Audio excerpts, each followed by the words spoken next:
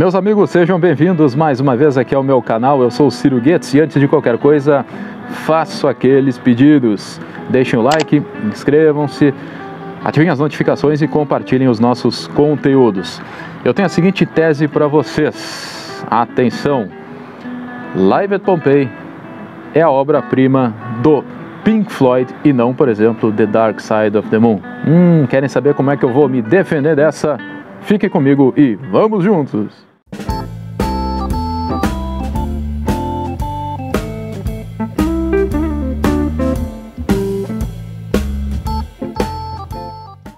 Muito bem, meus amigos, é isso. Então a tese é esta. Eu afirmo o seguinte: Live at Pompeii é a obra-prima do Pink Floyd. Vou defender isso na sequência para quem estiver assistindo. Eu sei que pode parecer até bastante polêmico, principalmente para aqueles que são fãs fervorosos aí do Pink Floyd. Inclusive eu fui muito fã, fui fanático pelo Pink Floyd. Hoje em dia nem tanto, já abri espaço para ouvir muitas e muitas outras coisas. Estou falando isso nos últimos anos, mas teve um período da minha vida que eu ouvia muito o Pink Floyd. Eu assisti o filme e, para não mentir para vocês, está aqui o recibo. E foi uma experiência muito legal, com certeza. Claro que todos que estavam na sala, a grande esmagadora maioria, pelo menos eu acredito nisso, já tinham assistido e foram para justamente experimentar dessa maneira distinta. Eu nunca, por exemplo, particularmente, nunca tinha assistido Live at Pompeii na tela do cinema. E foi um negócio muito legal porque eu acabei prestando atenção em detalhes que, em muitos momentos, através do VHS ou do DVD, eu não tinha parado para observar. Como, por exemplo, quando a gente tem ali, se não me engano, em Saucer for Secrets. É isso mesmo, né? Tá ali o David Gilmour, tá ali no chão, todo sujo, cheio de pó, enfim, tem aquela areia lá do anfiteatro. Ele tá fazendo aquela loucura toda na guitarra e aí é possível ver ali. É nítido, é muito massa isso. Todos os pedais, né? Toda a organização do set ali do David Gilmour, os pedais clássicos que ele utilizou para várias e várias músicas, composições, inclusive essas dos discos metal, até mesmo do The Dark Side of the Moon, etc, etc. E é muito massa, muito legal mesmo ter acesso a isso de uma dimensão amplificada, tá? Então, o filme sensacional. Como eu disse, o que fizeram foi esplêndido, foi uma experiência maravilhosa.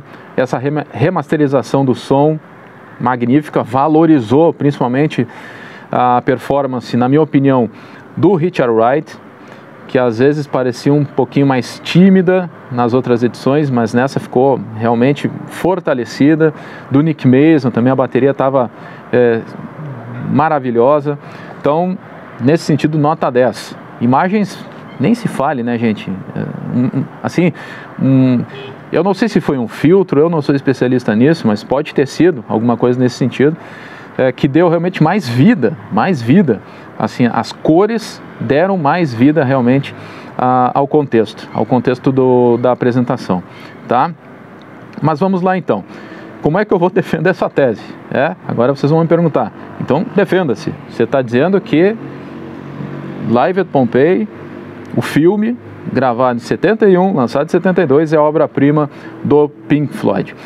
Durante muitos anos, gente, realmente eu considerei que The Dark Side of the Moon era a grande obra que assinalava o que era o Pink Floyd. Pink Floyd, Dark Side of the Moon, e depois vem todo o âmbito da sua obra de uma maneira geral, mas Dark Side of the Moon era a principal, digamos assim.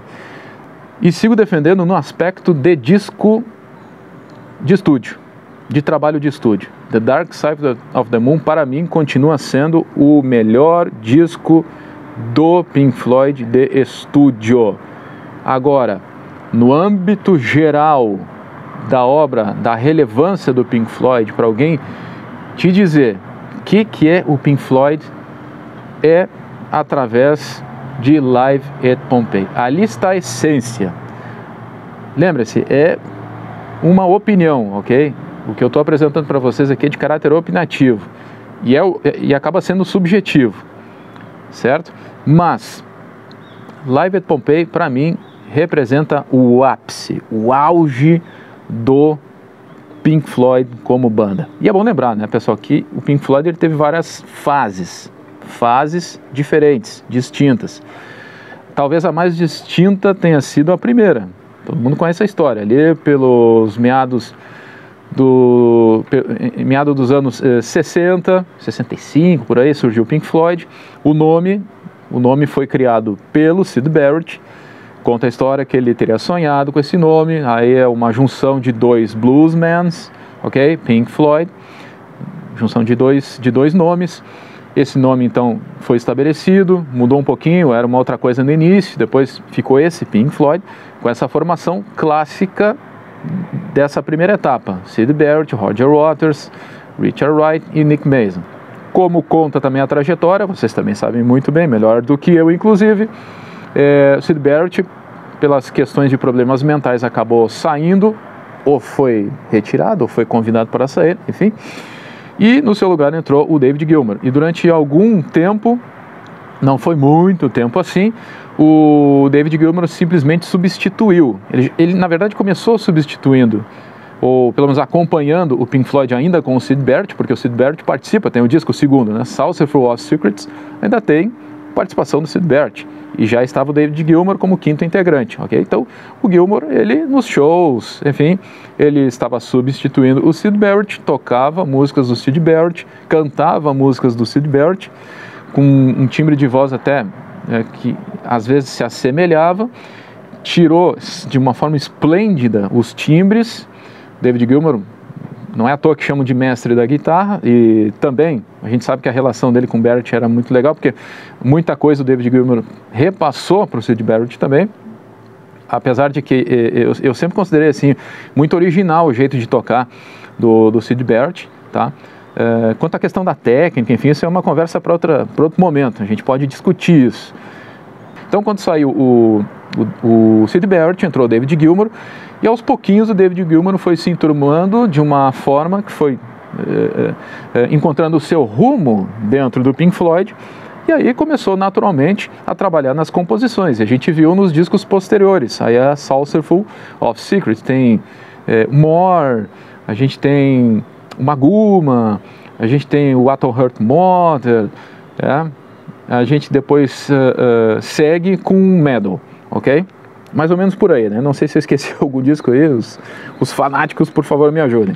O Relics, eu não me lembro quando é que foi lançado, mais ou menos numa época intermediária aí, né? De grandes sucessos com o Syd Barrett ainda, inclusive músicas que foram lançadas em EPs, que não foram lançadas em LPs, né? Enfim, toda essa coisa aí, teve essa coletânea Relics também. Então, o David Gilmour foi se enturmando, foi buscando, foi encontrando o seu rumo também na sua participação. Ele não era mais só um músico substituto, ele não estava mais ali para tapar buraco, ele começou a colocar seu estilo. Então, iniciou-se aí uma nova era, né? Uma nova era do Pink Floyd, pós Syd Barrett, aí sim com David Gilmour, e essa formação que muita gente considera a ideal, ou a melhor, ou a preferível. Eu, modéstia à parte, é a que eu mais gosto. Apesar de gostar muito da fase do Barrett, mas a formação que eu mais gosto do Pink Floyd é justamente essa. David Gilmour guitarra, Nick Mason bateria, Roger Waters no baixo e o Richard Wright nos teclados, tá? Essa formação que eu mais gosto. É muito interessante que o Live at Pompeii ele foi gravado em 71 e no DVD o Adrian Maben ele inseriu alguns bastidores em preto e branco, vocês vão lembrar disso, em preto e branco, de gravações do Metal, em que tem algumas partes ali que o David Gilmour está gravando vocal, por exemplo, da Echoes, o Richard Wright também, eles estão no estúdio, tá? É bem interessante, porque é uma fase intermediária entre Metal, a criação do Metal, tá?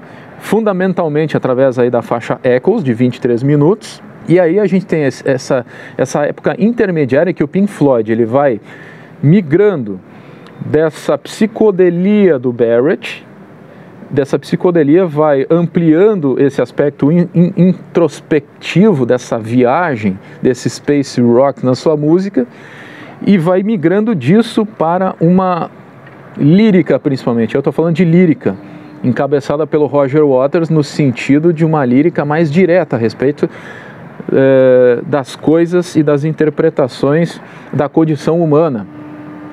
E a partir do The Dark Side of the Moon, essa condição, essa crítica social do Roger Waters, ela é muito mais perceptível, é muito mais visível. O que acontece na minha avaliação com Meddle? Meddle a gente tem dois lados, um lado mais comercial, digamos assim, comercial, mas nem tanto, e o lado em que a gente tem realmente a grande obra de arte desse disco, que é Echoes, mais de 20 minutos de duração, tá? Então, assim gente, Echoes, ela está muito aberta a várias interpretações. Eu tenho a minha interpretação, vocês têm a interpretação de vocês. Aí vamos ou não entrar em concordância a respeito de alguns fatos que eu anotei aqui sobre a Echoes, tá?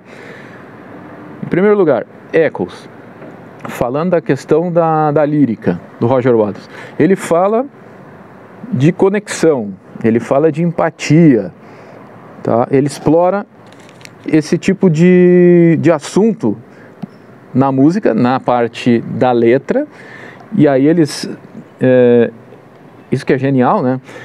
Buscam fazer essa relação da letra com o contexto sonoro, ok? O contexto sonoro.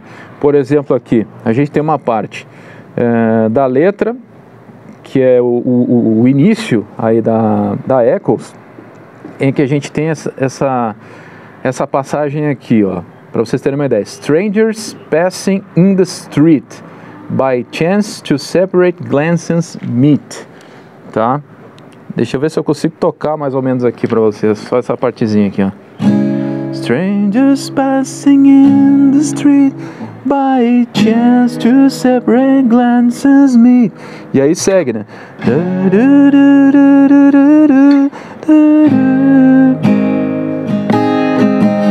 Tá? Então, aqui já é um exemplo dessa questão da conexão humana, dessa empatia e desses ecos que são espalhados pelo universo e que conectam as pessoas, né? Que conectam essas pessoas. No caso do universo, é muito interessante aqui que o universo que eles utilizam como metáfora, a metáfora da vida, ok? Porque a gente pode estar falando de universo além Terra, viajando para o espaço, tá? Mas eu entendo aqui como universo de metáfora que eles exploram, que o Roger Waters, seus companheiros exploram aqui na música, é a metáfora da vida através do universo do oceano, né? E começa com aquele ding, né? Aquele ding, sonar, que parece um sonar, certo? Mas que me dá a impressão que é um sinal de vida também, um sinal de vida. A música começa assim, com aquele ding, E se eu não me engano, eu vi alguma declaração do Billy Braggon, se foi um DVD, alguma coisa assim, que Echoes teria começado. Que genialidade, né? Como é que pode? É muita inspiração, mas enfim, teria começado justo com esse ding no teclado. Ding, tá? Que tem um caráter de sonar mesmo, né? Parece um sonar, mas pode ser um sinal de vida. Começa daí, aos poucos. E aí, o Pink Floyd, a partir desse sinal, desse ding, vai construindo todo um universo em volta disso. Então a gente tem aqui, como eu falei para vocês, a exploração dessa questão da condição humana e da empatia, mas por que eu digo que é aberto a interpretações e pode ter aí, na verdade, várias possibilidades? Porque no mesmo momento que a gente tem um Roger Waters já explorando na lírica a temática da conexão, por outro, tem também um grande espaço determinado para a exploração da transcendência. Partimos de um momento em que nos damos conta do nosso lugar, ou temos a sensação, temos a sensação do nosso ser, e temos também a capacidade de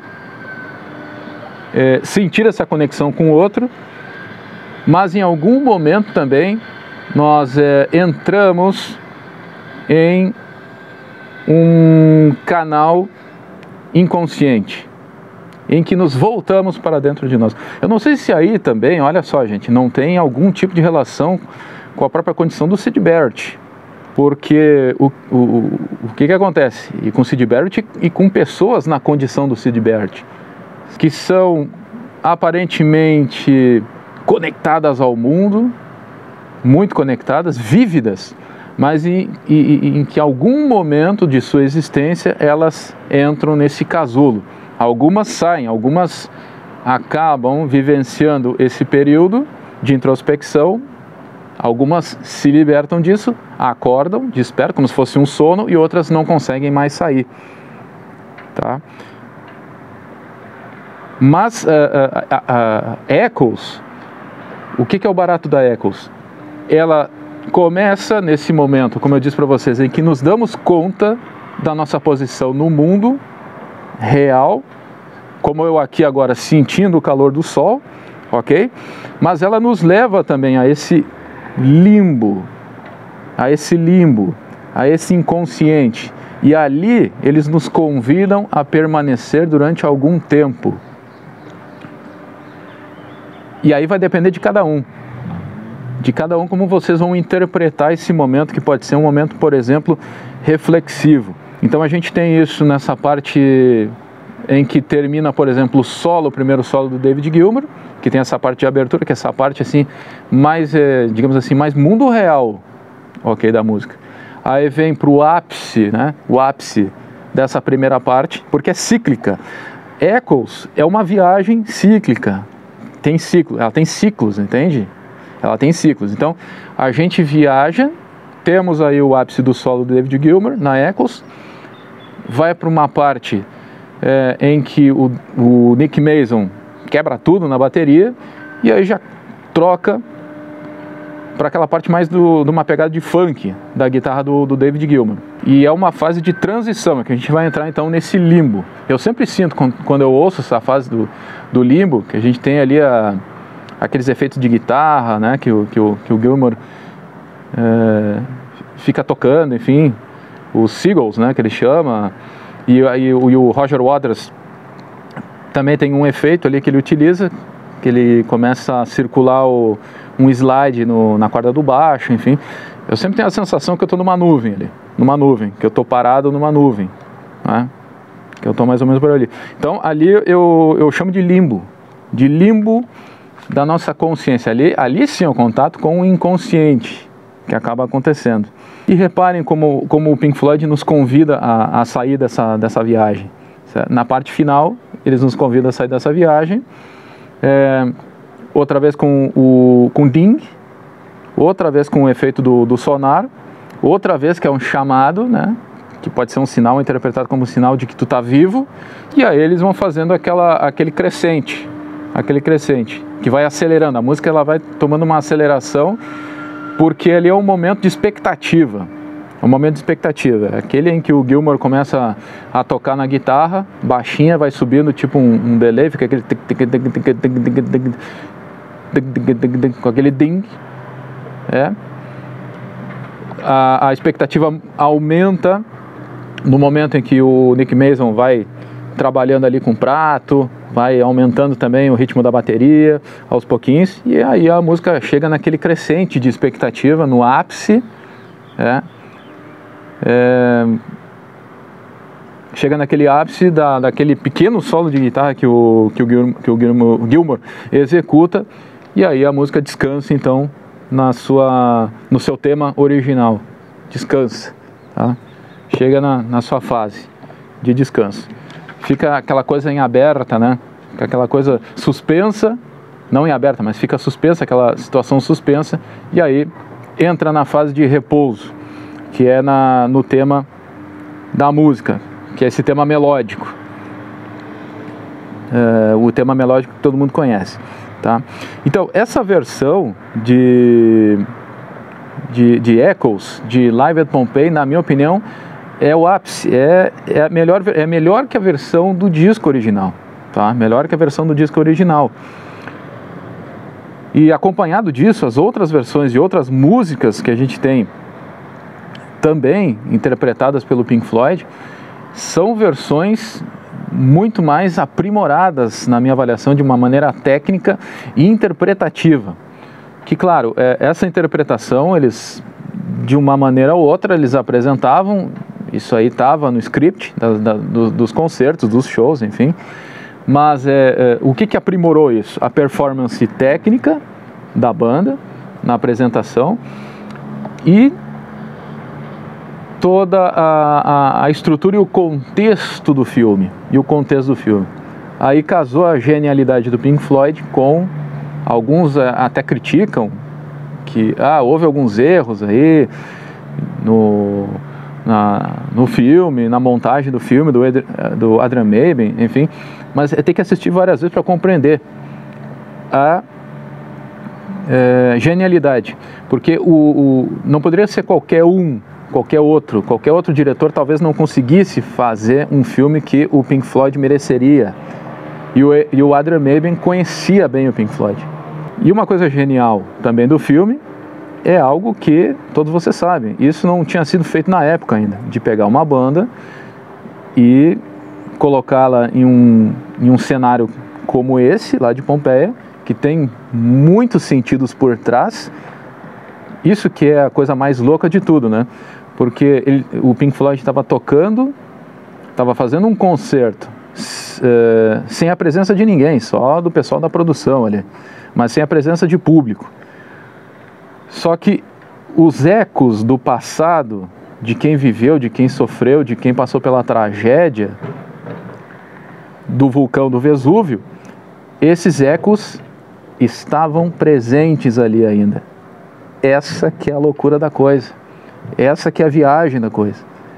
Por isso essa questão do eco espalhado pelo universo. Eles usaram a metáfora do oceano aqui, mas o oceano é um universo, a gente pode fazer essa mesma adaptação para o âmbito do universo de uma maneira geral.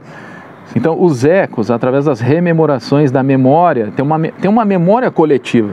Esse anfiteatro e a cidade de Pompeia, hoje não tem ninguém vivendo ali, hoje a gente tem um monte de turistas visitando, acompanhando, mas os ecos, a memória coletiva do passado, ela segue viva ali. E isso é preservado através da própria cidade, do que a própria cidade representa historicamente. Em resumo é isso, gente, por isso que eu considero que Live at Pompeii é a obra-prima do Pink Floyd, porque casa o melhor momento, o auge técnico do Pink Floyd, eu não estou dizendo lírico, eu estou falando principalmente técnico do Pink Floyd, com a questão da linguagem do cinema, que é um negócio fantástico.